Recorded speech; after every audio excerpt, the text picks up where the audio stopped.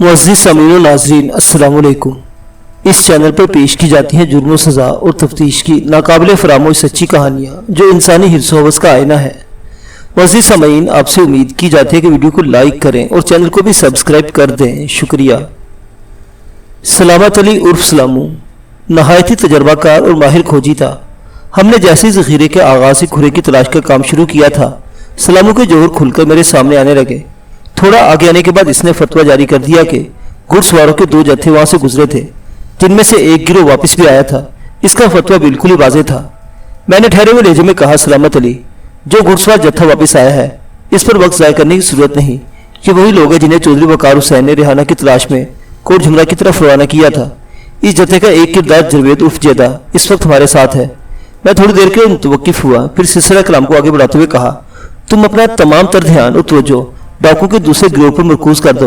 यही वो लोग हैं जो गुज़श्ता रोज 2 बजे दोपहर रिहाना को अगवा करके अपने साथ ले गए थे। इनकी वापसी का कोई इम्कान नहीं, लिहाजा इनका खुरा भी वापसी का रास्ता नापता हुआ दिखाई नहीं देता।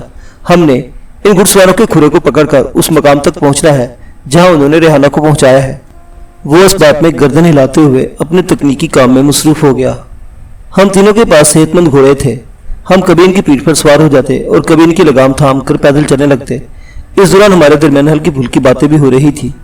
एक मौका पर जेदा हमसे चंद गज दूर था। मैं और सलामू पहले बार चल रहे थे तो सलामू ने दबी हुई आवाज में कहा, मलक साहिब, आपने खास बात महसूस की है? कौन सी बात? मैंने भी धीमे लहजे में पूछा। वो बोला, छोटे चौधरी वकार हुसैन का रवैया आपको कुछ अजीब सा नहीं लगा? इन चौधरियों और वडेरों के रवैये अजीब व गरीबी हुआ करते हैं सलामू। मैंने सरसरी अंदाज में कहा, तुम किस खास वाक़ई की तरफ इशारा कर रहे हो? खोजी बाबा ने खुरे का काम जारी रखते हुए कहा, उधर हवेली में जब आप चौधरी के एक बंदे से पूछ रहे थे कि इससे ही शक क्यों हुआ कि रिहाना के अगवा के पीछे चौधरी सिकंदर का हाथ है, तो इसने जवाब देने से पहले कनखियों से चौधरी वकार की तरफ देखा था और इसके आग का इशारा पाकर बात बदल दी थी। लेकिन वो लम्हा भर के लिए खामोश हुआ, फिर बात को आगे बढ़ाते हुए बोला, लेकिन मैंने ये महसूस किया है कि वो कहना चाहता था। चौधरी वकार हुसैन से बताया था कि रिहाना को चौधरी सिकंदर अली ऑफ कोट झुमरा के इशारे पर अगवा किया गया है। क्या मैं गलत कह रहा हूँ? सलामू बहुत ही दूरंदेश और मामला फहम शख्स था। वो बात की तह तक पहुंच गया था। मैंने इसकी बात की तस्दीक करते हुए मध्यम लहजे में कहा, तुमने बिल्कुल दुरुस्त अंदाजा लगाया है। ये सब लोग चौधरी के गुलाम और नमकख्वार है। ये जुमला अदा करते मैंने मुड़कर जेदा की तरफ देख लिया था। कहीं वो मेरी बात तो नहीं सुन रहा। मैं खामखा किसी की दिल आजारी का कायल नहीं हूँ। जेदा हमसे इतने फासले पर था कि इसने यकीनन अपने बारे में कहा गया मेरा जुमला नहीं सुना होगा। मैंने बात को मुकम्मल करते हुए खूब जी बाबा से कहा, मैं ये बात जानता हूँ कि चौधरी वकार रिहाना के अगवा का जिम्मेदार चौधरी सिकंदर अली को समझते हैं। ये ख्यालात इनके गुलामों और नमकख्वारों तक पहुंचना मुमकिन तो नहीं। वो मानीखेज अंदाज में गर्दन हिलाते अपने काम में जुट गया। जब वो कुआं नहर के दरमियान कमोबेश 1 मील का फासला हायल था और ये तमाम तर इलाका बुलंदो बाला घने दरख्तों पर मुश्तमिल था। ये फासला ज्यादातर हमने पैदल ही तय किया था और वो भी रुक रुक कर, ताकि सलामू अपना तहकीकाती काम भी जारी रख सके। इन हालात से गुजर कर हम दोपहर के वक्त इस जखीरे के आखिरी सिरे तक पहुंच गए। इसीलिए मैं जेदा की सरसराती आवाज मेरी समाज से टकराई। थानेदार साहिब वो सामने देखे घोड़े की लाश पड़ी हुई है। हमने इधर ही से मुश्ताका को उठाया था।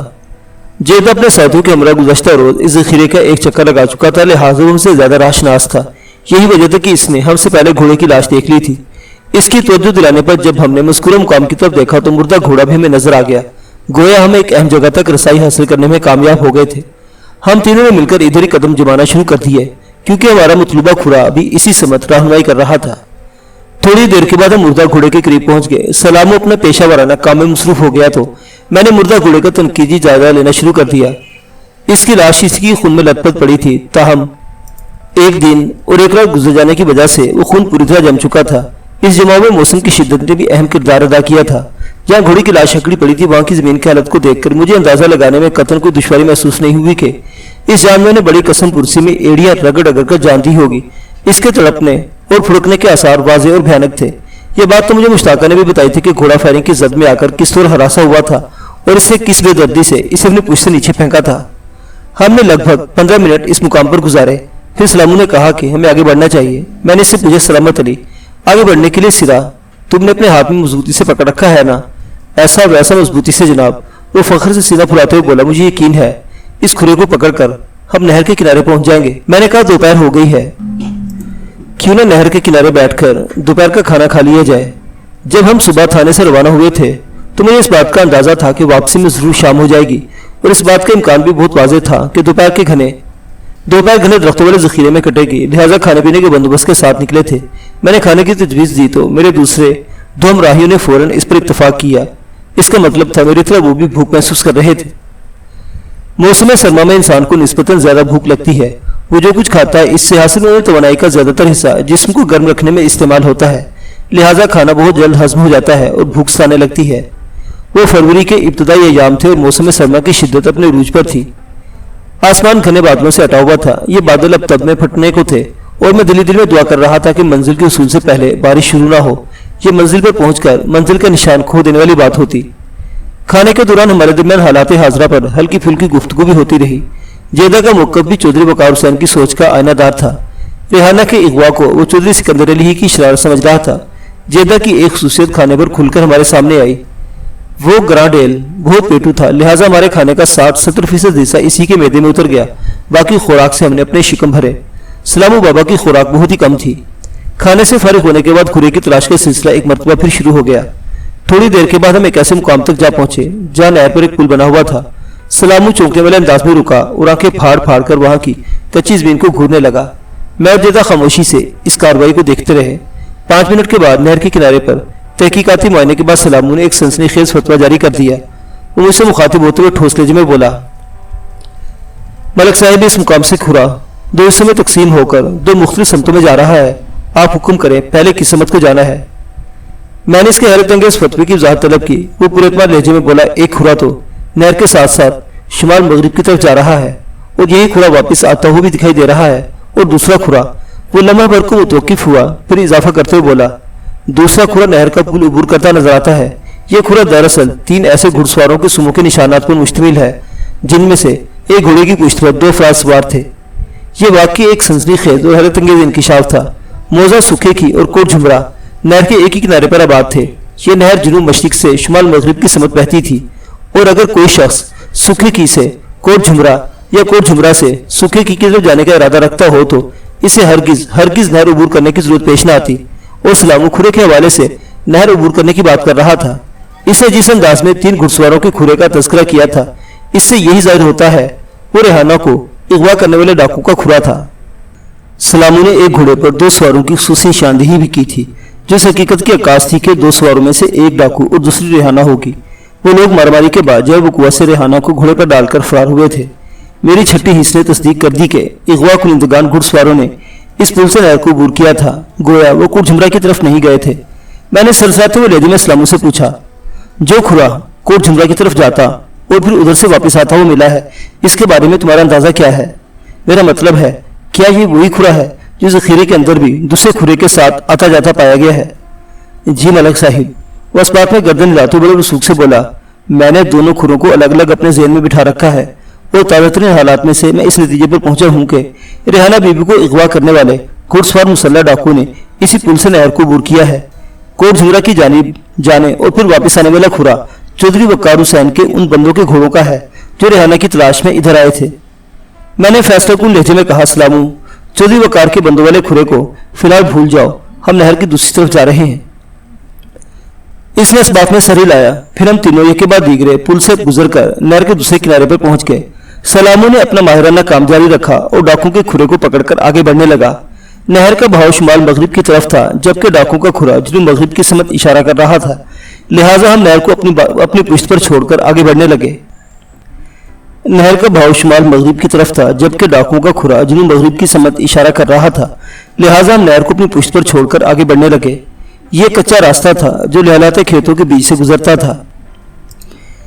नहर और मुस्कुरा रास्ता एक दूसरे पर जाविया कायमा बनाते थे। हम डाकू के खुरे का सिरा पकड़कर उस रास्ते पर पेशकदमी करते रहे। मैंने ऊपर बार बार डाकू का खुरा जैसे अल्फाज इस्तेमाल किए हैं। इस बात का कोई बयान सबूत अभी तक सामने नहीं आया था कि वो इन्हीं डाकू का खुरा है जिन्होंने गुज़श्ता रोज दिन दिहाड़े रेहाना को अगवा कर लिया था। ताहम इम्कानात और हालात वाक़यात कुली तौर पर इसी जानिब इशारा करते थे।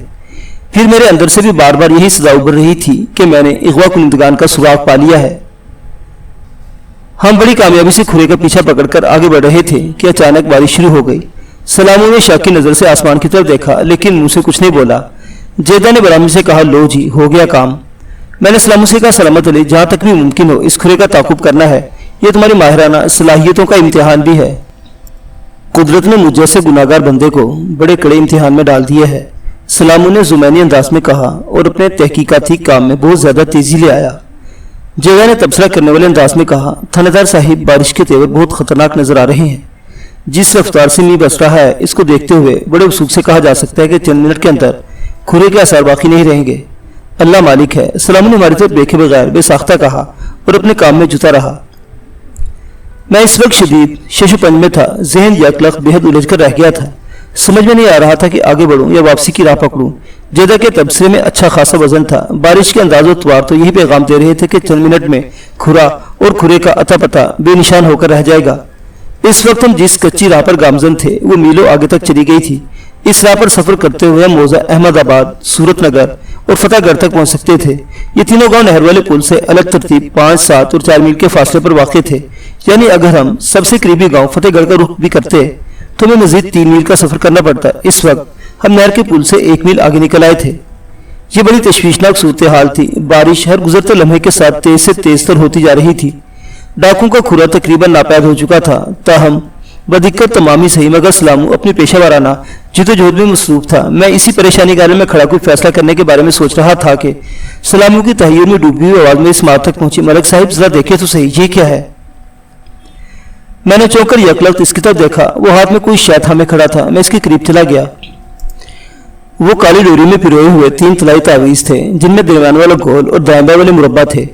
ان تینوں تعویذوں کی سیاہ ڈوری میں پرو کر ایک چھوٹی سی مالا بنا دی گئی تھی۔ میں نے مذکورہ مالا سلامو کے ہاتھ سے لے لی اور اس سے پوچھا، یہ تمہیں کہاں سے ملی ہے؟ اس نے ایک طرف اشارہ کرتے ہوئے جواب دیا، وہاں سے۔ میں اس طلائی تعویذ کو ڈاکوں کی کوئی نشانی سمجھا اور یہ خیال کیا کہ ان کی مدد سے ان تک رسائی حاصل کرنا آسان ہو جائے گا۔ اسی لمحے جیدا میرے قریب آ گیا۔ اس نے میرے ہاتھ میں سیاہ ڈوری والے تعویذ کو دیکھا تو بے ساختہ اس کی زبان سے نکلا، یہ تعویذ تو مشتاقہ کا ہے۔ میں اچھل پڑا۔ جیدا کا انکشاف ہی ایسا دھماکہ خیز تھا۔ میں نے وہ تعویذ جیدا کے ہاتھ میں دے دیا اور اس طلائی لہجے میں استفسار کیا، تم اس تعویذ کو پہچاننے میں کوئی غلطی تو نہیں کر رہے؟ ذرا اچھی طرح دیکھ کر بتاؤ۔ غلطی کا سوال ہی پیدا نہیں ہوتا جناب۔ وہ مذکورہ تعویذ کو اپنے ہاتھ میں گھمانے پھرانے کے بعد حتمی لہجے میں بولا، یہ تعویذ میں نے خود کئی مرتبہ مشتاقہ کے گل میں دیکھا ہے، ایسا کوئی اور تعویذ کبھی میری نگاہ سے نہیں گزرا۔ حالات و واقعات کی روشنی میں جیدا کے اصول کو دیکھتے ہوئے میں نے ایک حتمی نتیجے پر پہنچ گیا اور اسی برستی بارش میں واپسی کی راہ پکڑ لی۔ زخمی مشتاقہ میرے سامنے حیران و پریشان کھڑا تھا۔ گزشتہ روز تعویذ کی دریافت کے بعد ہم تینوں واپسی کی راہ اختیار کر کے سیدھا موزہ کوٹ جھمرا پہنچے تھے اور اتفاق دیکھی کہ جیسے ہی ہم نے کوٹ جھمرا کی حدود میں قدم رکھا بارش تھم گئی۔ میں نے چودھری سکندر علی کی حویلی کا رخ کرنے کے بجائے ASI فدا حسین اور مخبر نبی بخش کو تلاش کر لیا۔ اس مضبوط کیس کا ایک سرا میرے ہاتھ لگ گیا تھا، لہٰذا میں نے ادھر ادھر کے محاذوں پر تبازمائی نہیں کی۔ میرے سامنے جو محاذ کھل گیا تھا وہ کامیابی کا دروازہ تھا۔ میں نے فدا حسین اور نبی بخش کو خصوصی ہدایت کے ساتھ موزہ سکھے کی روانہ کر دیا۔ میں نے ان سے جو کچھ بھی کہا تھا وہ جیدا کے کان تک نہیں پہنچ سکا تھا۔ اس سلسلے میں رازداری کی بڑی اہمیت تھی۔ میرے حکم پر انہوں نے مشتاق عرف مشتاقوں کو گرفتار کر کے تھانے پہنچانا تھا۔ میں خود جیدا اور سلامو کو اپنے ساتھ تھانے لے کر آ گیا تھا۔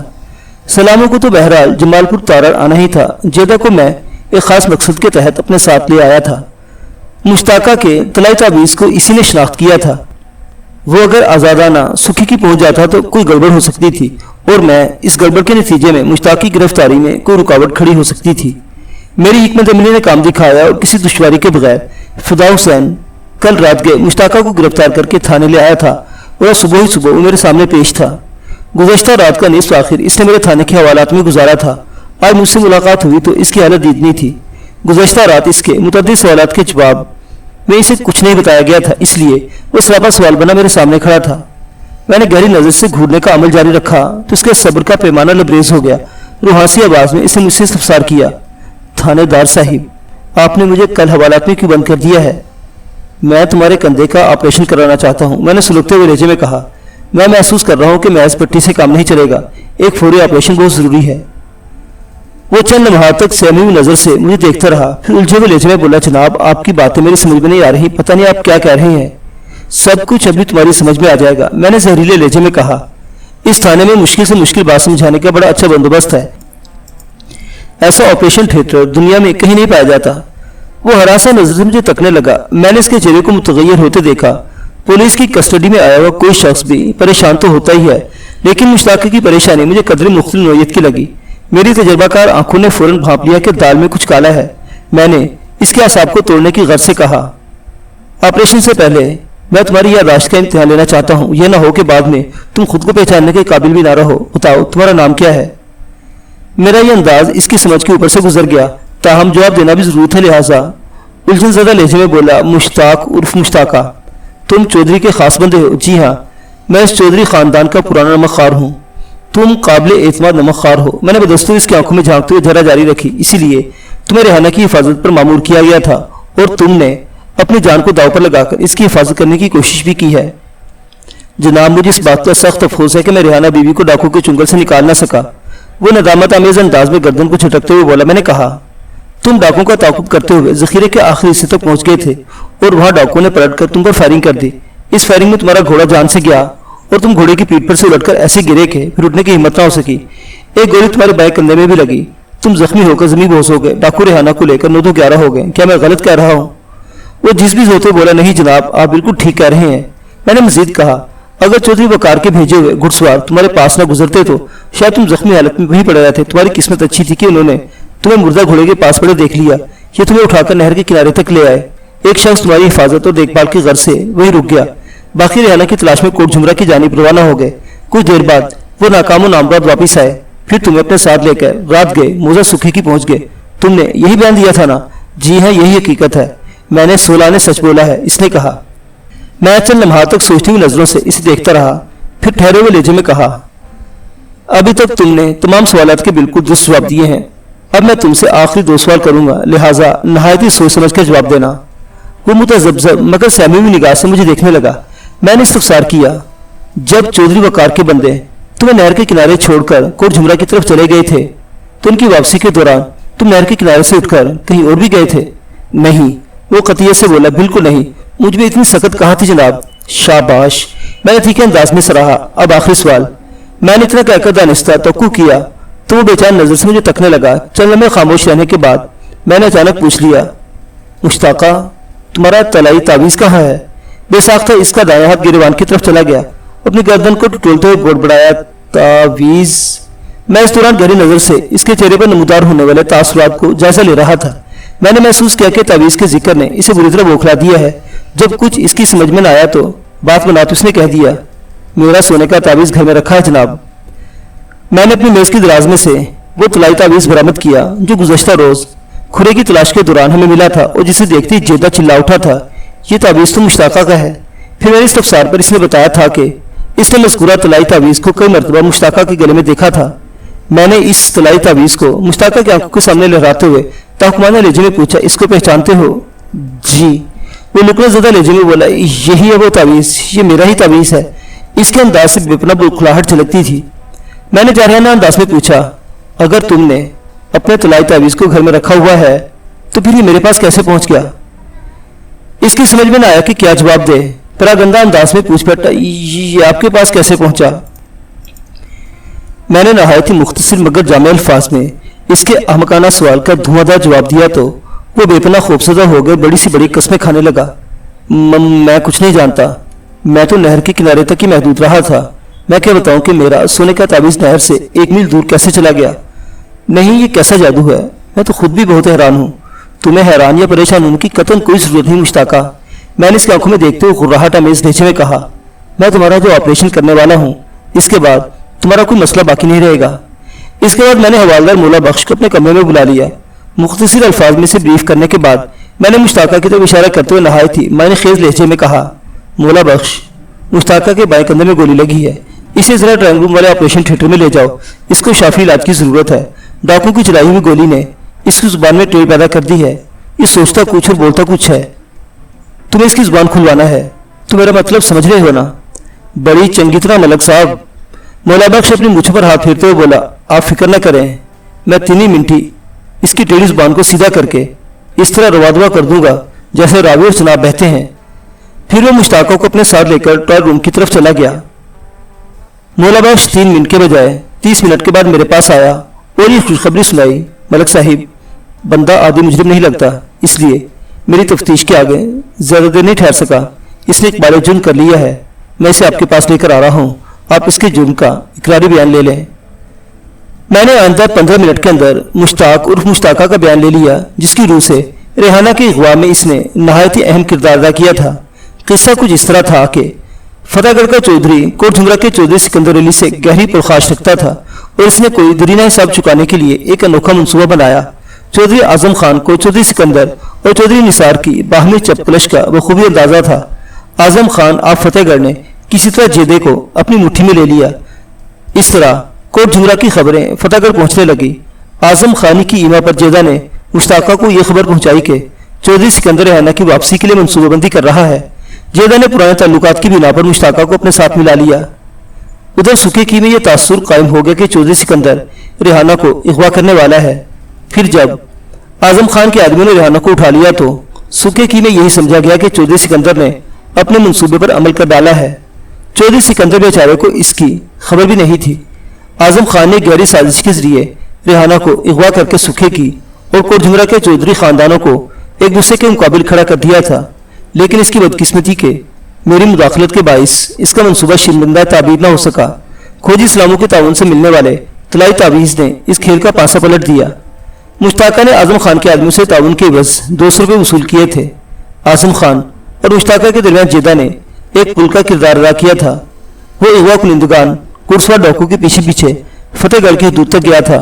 واپسی میں ذخیرے کے اختتامی حصے میں پہنچ کر اس نے فائرنگ کر کے پہلے گھوڑے کو ہلاک کیا، پھر اپنے کندھے کو زخمی کر لیا تاکہ واردات میں حقیقت کا رنگ ابھر آئے۔